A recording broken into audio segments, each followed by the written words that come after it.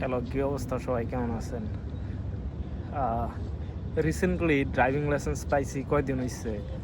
প্রায় 2 মাস হয়েছে লাইসেন্স পাইছি। আর গাড়ি চালানো শুরু করছি কয়েকদিন হয়েছে। গাড়ি চালানো শুরু করছি মেবি 8 থেকে 10 দিন। এই 10 দিনের মধ্যে 2টা ফাইন খাইছি, 2টা জরিমানা দিছে। 2টাই একই জিনিসের, 2টাই পার্কিংয়ের। জাস্ট রাস্তার এই সাইডের হচ্ছে পার্কিং সাবস্ক্রাইব করা ছিল, আলমাজাস 2-তে সাবস্ক্রাইব করা ছিল। আর রাস্তার এই সাইডে হচ্ছে পার্কিং রাখা হয়েছে। মানে বোঝার উপায় নাই যে রাস্তার এই পার এক এরিয়া, রাস্তার ওই পার আরেক এরিয়া। তো না বুঝে রাখা হয়েছিল। একদিন রাত্রি 10টা-11টার দিকে রাখছি, আর এখানে আমি এসে শুয়ে পড়ছি। তারপরের দিন সন্ধ্যায় উঠে গেছি, গিয়ে গাড়ি ওইখান থেকে নিয়ে আসছি, নিয়ে কাজে বের হয়ে গেছি।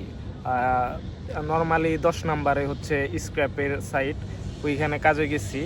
যাওয়ার পরে কাজ টাজ রাত্রে কমপ্লিট করছি, কইরা রাত্রে 2টার দিকে রুমে আসছি। আসার পরে ফোনে SMS আসছে যে you have committed a violence about traffic, এরকম মেসেজ আইসা। তারপরে দেখি যে প্রায় কত টাকা, 150 টাকা করে প্রথম ফাইন এর জন্য কম আসছে। 150 টাকা করে 2টা ফাইন দিছে, 2টা টোটাল 300 টাকার ফাইন দিছে।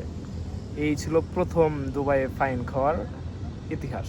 এই প্রথম ফাইন খেলাম। এর আগে ওই রোড টেস্টেও ফাইন আসে নাই, কোনো কিছুতেই ফাইন আসে নাই, জাস্ট এটাই প্রথম ফাইন আসলো।